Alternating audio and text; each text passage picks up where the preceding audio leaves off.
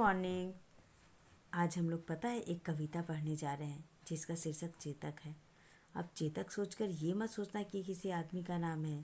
पता है आपको, ये एक जानवर का नाम है, एक हॉर्स का नाम है जो कि महाराणा प्रताप का था। कभी कभी कुछ व्यक्ति अमर हो जाते हैं ना इतिहास में। चेतक एक ऐसा हॉर्स था जो एक एनिमल होकर भी इतिहास में क्या हो गया, अमर हो गया। क्यों अमर हो गया? क्योंकि महाराणा प्रताप का के प्रति उसकी वफादारी जो थी ना, उसने क्या किया, अपने जानों की को न्यौछावर कर दिया अपने मालिक के लिए। इसलिए क्या है कि वो अपने इतिहास में क्या हो गया, अमर हो गया। क्या ये जो प्रस्तुत कविता में कवि श्याम नारायण पांडे ने महाराणा प्रताप के घोड़े चेतक की वीरता का व्याख्यान किया है। चेतक अपने स्वामी महाराणा प्रताप के प्रति इतना वफादार रहा है कि उनके लिए उसने अपने प्राण भी न्यौछावर कर दिए। मैंने बताया ना आपको कि क्या क्या उसने अपने प्राणों को न्यौछावर कर दिया अपने मालिक के प्रति। अब देखो, अब मैं पहले कविता पढ़ती जाती हूँ, अब ध्यान से सुनो, उसके बाद मैं एक्सप्लेन करूँगी, ठीक है। रन भी चौकरी भर भर कर चेतक बन गया निराला था, राणा प्रताप के घोड़े से भर गया हवा का पाला था। फिर से देखो, रन भी चौकरी भर भर कर चेतक बन गया निराला था, राणा प्रताप के घोड़े से पर गया हवा का पाला था। गिरता ना कभी चेतक तन पर राणा प्रताप का कोरा था, वह दौड़ रहा अरी मस्तक पर, वह आसमान का घोरा था। गिरता ना कभी चेतक तन पर राणा प्रताप का कोरा था, वह दौड़ रहा अरी मस्तक पर, वह आसमान का घोरा था। जो तनिक हवा से बाग हिली लेकर सवार उड़ जाता था, राणा की पुतली फिरी नहीं तब तक चेतक मुड़ जाता था। फिर से देखो, जो तनिक हवा से बाग हिली लेकर सवार उड़ जाता था, राणा की पुतली फिरी नहीं तब तक चेतक मुड़ जाता था। कौशल दिखलाया चालों में, उड़ गया भयानक भालों में, निर्भीक गया वह ढालों में, सरपट दौड़ा करनालों में। कौशल दिखलाया चालों में, उड़ गया भयानक भालों में, निर्भीक गया वह ढालों में, सरपट दौड़ा करनालों में। है यही रहा अब यहाँ नहीं, वह वहीं रहा अब वहाँ नहीं, थी जगह ना कोई जहाँ नहीं, किस अरी मस्तक पर कहाँ नहीं। है यहीं रहा अब यहाँ नहीं, अब वहीं रहा अब वहाँ नहीं, थी जगह ना कोई जहाँ नहीं, किस अरी मस्तक पर कहाँ नहीं। बढ़ते नद सा वह लहर गया, वह गया गया फिर ठहर गया, विकराल वज्र में बादल सा अरी की सेना पर घार गया। बढ़ते नद सा वह लहर गया, वह गया गया फिर ठहर गया, विकराल वज्र में बादल सा अरी की सेना पर घार गया। भाला गिर गया गिरा निशंग, है टापों से खन गया अंग, बैरी समझ रह गया दंग, घोड़े का ऐसा देख रंग। भाला गिर गया गिरा निशंग, है टापों से खन गया अंग, बैरी समझ रह गया दंग, घोड़े का दे ऐसा देख रंग। चलो, अब मैं एक्सप्लेन करती जाती हूँ, आप समझते जाना, ठीक है। चलो अभी हम लोग फर्स्ट पैरा की बात करते हैं, ठीक है। रन बीच चौकरी भर भर कर चेतक बन गया निराला था। ठीक है, इस पंक्ति में कवि ऐसा कह रहे हैं, रन मतलब क्या होता है, युद्ध का मैदान, है ना, युद्ध का मैदान। चौकरी मतलब क्या होता है, छलांग मार मार कर। ठीक है, तो क्या हुआ कि जब युद्ध के मैदान में चेतक इतनी बार जा चुका था कि छलांग भर भर कर क्या हुआ कि वो बहुत क्या है कि मतलब बोलते युद्ध से वो इतना ज़्यादा अभ्यस्त हो गया था कि उसे कोई भय मन में नहीं रह गया था। वो क्या करता था कि युद्ध के क्षेत्र में छलांग व दौड़ लगा लगा कर चेतक क्या हुआ, एक बहुत ही अद्भुत घोड़ा बन गया था। ठीक है, राणा प्रताप के घोड़े से पर गया हवा का पाला था। देखो क्या है ना, यहाँ पे एक मुहावरा भी समझ सकते हो कि राणा प्रताप का घोड़ा चेतक हवा से बातें करता था। इसका मतलब थोड़ी है कि हवा बातें करेगा, नहीं ना, मतलब वो इतना तेज दौड़ता था, इतना फुर्तीला था कि हवा का भी उससे पाला पड़ गया था। मतलब कभी ऐसा लगता था कि हवा तेज बहेगी, लेकिन उनका जो घोड़ा चेतक है उससे ज़्यादा तेज वो दौड़ जाएगा। यहाँ वही बोलने का मतलब है कि राणा प्रताप के घोड़े से पर गया हवा का पाला था। मतलब जो राणा प्रताप का घोड़ा था ना, वो हवा से भी ज़्यादा तेज दौड़ता था। ऐसा लगता था कि हवा का पाला किससे पर गया है, राणा प्रताप के घोड़े से। फिर से सुनो एक्सप्लेनेशन। हाँ, रणबीर चौकरी भर भर कर चेतक बन गया निराला था। मतलब चेतक ने इतने सारे युद्ध में अपने आप को शामिल किया था, इतने सारे युद्ध किया था उसने कि अब वो युद्ध के क्षेत्र में जाना उसके लिए कोई बड़ी बात नहीं थी। जब भी वो युद्ध के क्षेत्र में जाता तो छलांगे लगाता रहता, दौड़ लगाता रहता था। एकदम अद्भुत घोड़ा लगता था। ठीक है। राणा प्रताप के घोड़े से पर गया हवा का पाला था। मतलब क्या हो कि राणा प्रताप का घोड़ा इतना तेज दौड़ता था कि ऐसे लगता था कि हवा का उनसे पाला पड़ गया है। हवा का पास से पाला पड़ गया मतलब वो हवा से बातें करता था जब दौड़ता था तो। ठीक है। गिरता न कभी चेतक तन पर राणा प्रताप का कोरा था।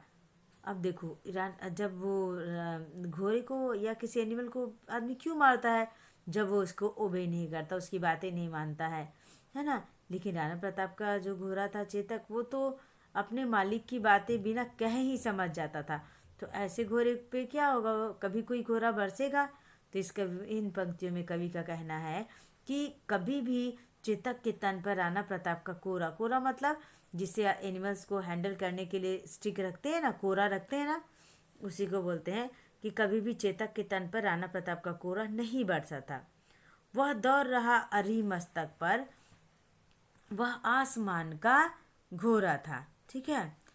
ये क्या, ऐसा लगता था कि जब वो युद्ध के मैदान में होता था ना, अरी मतलब शत्रु है ना। आप जब अपना देखोगे पीछे तो अरी का मतलब क्या, दुश्मन या शत्रु दिया है। तो जब वह युद्ध के मैदान में होता था तो दुश्मनों पे क्या होता था, हावी रहता था। कभी इधर महाराणा प्रताप को लेकर दौड़ता, कभी उधर महाराणा प्रताप को लेकर दौड़ता। वो लगता था कि आसमान से बातें कर रहा है। वो आसमान का घोड़ा था, वो पृथ्वी का घोड़ा लगता ही नहीं था कहीं से भी। ठीक है। वह दौड़ रहा अरी मस्तक पर, वह आसमान का घोड़ा था। वह हरी मतलब शत्रुओं के सिर पर इस तरह सवार रहता था जैसे कि वो कोई धरती का घोड़ा नहीं, आसमान से भगवान का भेजा हुआ कोई दूत हो, घोड़ा हो। ठीक है। जो तनिक हवा से बाग हिली लेकर सवार उड़ जाता था। ठीक है। क्या हुआ कि मतलब चेतक इतना फुर्तीला था और इतना वो अलर्ट रहता था कि अगर बाग में थोड़ी सी हवा चली तो उसे लगता था कि कहीं कोई दुश्मन तो नहीं है। और क्या करता था कि राणा प्रताप को सब बैठा कर क्या तुरंत क्या करता था, उड़ जाता था। राणा की पुतली फिरी नहीं तब तक चेतक मुड़ जाता था। अभी राणा प्रताप उसको देखेंगे कि उनसे उनको उस पर बैठना है, तब तक वो उससे पहले ही वो उनके सामने आ जाता था, उनकी तरफ मुड़ जाता था। ठीक है। फिर से देखो। जो तनिक हवा से बागे हिली लेकर सवार उड़ जाता था, राणा की पुतली फिरी नहीं तब तक चेतक मुड़ जाता था। मतलब थोड़ा भी हवा से अगर बाग के कोई पत्ते हिल जाए ना तो वो अलर्ट हो जाता था, चौकन्ना हो जाता था और राणा प्रताप को घोड़े पे बैठाकर सवार लेकर उड़ जाता था। राणा की क्या है कि पुतली फ्री नहीं, मतलब राणा प्रताप को अभी घोड़े पे बैठना है, उसकी तरफ मुड़े नहीं, उससे पहले चेतक उनकी तरफ मुड़ जाता था। कौशल दिखलाया चालों में, उड़ गया भयानक भालों में, निर्भीक गया वह ढालों में, सरपट दौरा करनालों में। अब देखो अभी क्या है कि उसके अंदर इतनी फुर्तीली थी, वो उसके जैसे एक व्यक्ति में होता है ना, युद्ध का बहुत तकनीक का उससे बहुत ज्ञान होता है। इसी तरह वो जो घोड़ा था ना, उसमें भी क्या है कि बहुत सारे युद्ध वाले तकनीक थे, बहुत कुशलता थी उसमें, कैसे कब क्या काम करना है, बहुत ज़्यादा फुर्ती थी उसके अंदर, है ना। तो क्या है कि इतना ज़्यादा फुर्तीला था कि अब जो कुछ भी उसके कौशल को दिखता था ना, देखता रह जाता था, है ना। वो कोई दुश्मन का कोई भयानक भाला भी क्यों ना हो, उसके सामने भी निर्भीक होकर सरपट बिना डरे भाला को क्रॉस करके क्या करता था, निकल जाता था। एकदम उसे किसी भी बात का डर नहीं रहता था, है ना। निर्भीक गया वह ढालों में, ना उसे भाले की परवाह ना ढाल का परवाह, वह बस सरपट दौरा कर नालों में। आपको पता है ना कि घोड़े के पैरों पे नाल लगाया जाता है ताकि वो गिरे तो उसे चोट ना लगे, है ना। तो इसी तरह क्या है कि वो करनालों में मतलब अपने जो उसके जो पैरों में वो नाल लगी हुई ना, उसको उसमें बंधे हुए वो सरपट दौड़ भाग जाता था। फिर से सुनो। कौशल दिखलाया चालों में, उसकी चाल में उसकी फुर्तीला, एक अजीब सा फुर्तीलापन था, कुशलता था, है ना, कि वो दुश्मनों के भयानक से भयानक भालों से भी डरता नहीं था। निर्भीक होकर बिना डरे वह ढाल हो या भाल हो उसमें से वो निकल जाता था। अपने सर पर दौरा करनालों में अपने पैरों में लगे हुए नाल की सहायता से ऐसा सर पर दौड़ता था कि हवा से बातें करने लग जाए, ऐसा लगता था, है ना। फिर आगे देखो। है यही रहा अब यहाँ नहीं, अब वहीं रहा अब वहाँ नहीं। मतलब क्या इतना फुर्तीला था, इतनी गति उसकी तेज थी कि क्षण में यहाँ है लेकिन अब यहाँ नहीं है, क्षण में वहाँ गया लेकिन थोड़ी देर देखोगे तो वहाँ भी नहीं है। ठीक है यहीं रहा अब यहाँ नहीं है, अब वहीं रहा अब वहाँ नहीं। अभी यहाँ है लेकिन यहाँ नज़र नहीं आएगा, वहाँ चला गया लेकिन अब वहाँ भी नज़र नहीं आएगा। क्षण में यहाँ क्षण में वहाँ, थी जगह ना कोई जहाँ नहीं। मतलब ऐसा कोई जगह आपको नज़र नहीं आएगा जहाँ वो नहीं है, क्योंकि कभी यहाँ जाता था तो कभी वहाँ जाता था। किसी अरी मस्तक पर कहाँ नहीं, कि कोई भी दुश्मन उससे परे नहीं रह पाता था, है ना। हर एक दुश्मन को पर उस दुश्मन से उसका पाला पर ही जाता था और वो उसे हरा ही देता था। ठीक है। ऐसा कोई शत्रु नहीं था जिसे चेतक ने मात नहीं दी हो। ठीक है। अब यहाँ नहीं, समझ गया ना। थी जगह ना कोई जहाँ की शरीर पर, मतलब ऐसा कोई शत्रु नहीं था जिसको चेतक ने मात ना दी हो। ठीक है। बढ़ते नद सा वह लहर गया, वह गया गया फिर ठहर गया। ठीक है। क्या ऐसा लगता है जैसे कि नदी की लहरें होती है ना, तो हमेशा बहती रहती है ना, फिर किनारे पे जाके ठहर जाए। तो ऐसे ही क्या था कि चेतक भी ऐसे ही था, नदी के लहर के जैसे वो हमेशा आगे बढ़ते जाता था, लेकिन जहाँ ठहरना हो जैसे ही मालिक दिखे वो ठहर भी जाता था। विकराल वज्र में बादल सा अरी की सेना पर घर गया। जिस तरह बादल जोर जोर से करकते हैं, ऐसा लगता है कि अब वो गिर जाएगा बादल, इसी तरह वो भी क्या करता था, दुश्मनों की सेना पर बादल जैसा ही क्या करता था, प्रस्फुटित मतलब गिर पड़ता था। समझ गया। अब देखो फिर से बोलती हूँ। बढ़ते नद सा वह लहर गया, मतलब वह गया गया फिर ठहर गया। जिस तरह नदी का लहर हमेशा आगे बढ़ते रहता है ना, और समुद्र से मिलकर क्या होता है, शांत। जैसे जिस तरह नदियों का पानी क्या होता है कि जब तक समुद्र में मिलना जाए वह बहता रहता है, इसी तरह चेतक भी क्या था, हमेशा बहता रहता था, है ना, और नदी के जैसा बहता रहता था। फिर अगर उससे उसकी लड़ाई खत्म हो गई, उसके मालिक स्थिर हो गए, तो वो भी शांत हो जाता था। विकराल वज्र में बादल सा अरी की सेना पर घर गया। जिस तरह जो कभी देखना कि जोर जोर से बादल गरजते हैं, कहीं गिर भी पड़ता है बादल, इसी तरह क्या होता, वज्र नहीं होता कि आज वज्रपात हुआ है, वज्र गिर गया है जोर जोर से बादल कड़कने की वजह से। इसी तरह चेतक भी क्या करता था, इसी बादलों की जैसा क्या होता था कि वो दुश्मनों की सेना पर टूट पड़ता था, गिर पड़ता था। ठीक है। भाला गिर गया, भाला गिर गया गिरा निशांग, है टापो में खन गया अंग। यहाँ देखो, भाला गिर गया गिरा निशांग, क्या हुआ कि इस लास्ट के पंक्तियों में चेतक का मरने की बातों को बताया गया है कि कैसे बेचारा मरा। भाला गिर गया गिरा निशंग, क्या हुआ कि निशंग का घोड़े का पर्यायवाची शब्द है। मतलब भाला क्या हुआ कि उस घोड़े को लग गया, और क्या हुआ कि टापू से खन गया अंग, और क्या हुआ, वो उसके पैर के टापू जमीन पे गिर गए और सारा अंग गिर गया। मतलब उसके पैर धम से जमीन पे गिर पड़े और सारा अंग देखते देखते जमीन पर गिर पड़ा। ठीक है। और भाला से जो चेतक का अंग था ना, खंड खंड हो गया। बैरी समाज रह गया दंग, घोड़े को ऐसा देख रंग।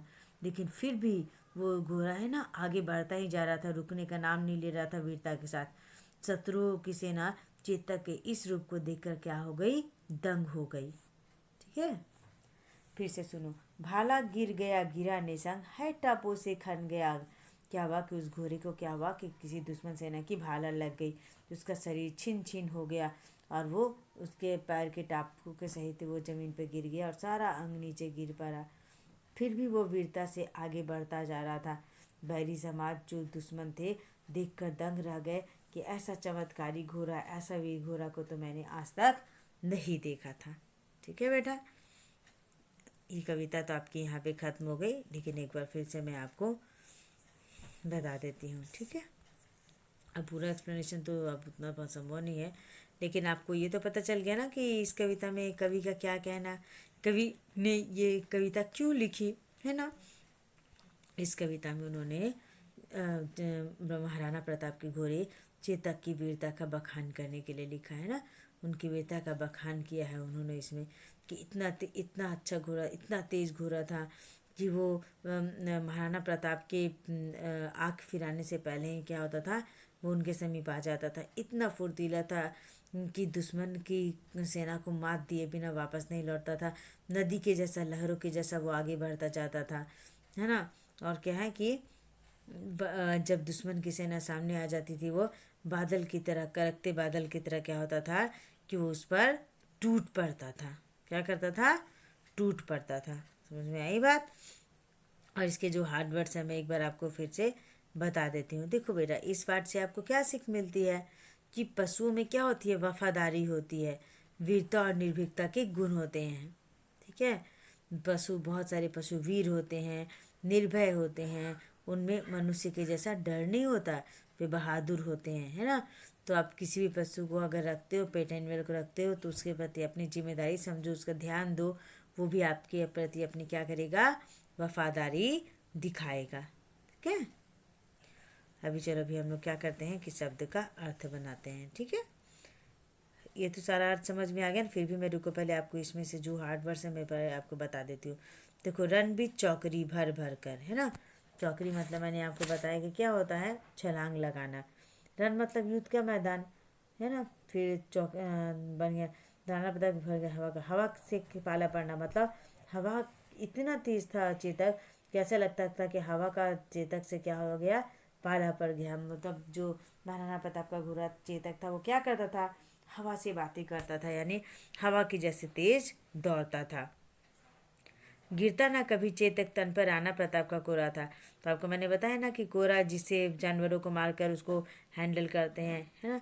तो राणा प्रताप का घोड़ा ऐसा था कि उन्हें कभी भी, उसके तन पे कभी भी राणा प्रताप का कोरा नहीं पड़ा था, क्योंकि राणा प्रताप बोले या ना बोले उनकी आंखों से ही वो समझ जाता था कि उसे अब क्या करना है ना। वह दौड़ रहा अरी मस्तक पर, आसमान का घोड़ा था। अरी का मतलब शत्रु होता है। ठीक है, जब शत्रुओं की सेना आती थी तो ऐसा लगता था कि वो किसी को नहीं छोड़ेगा, सबके मस्तक पर हावी हो जाता था।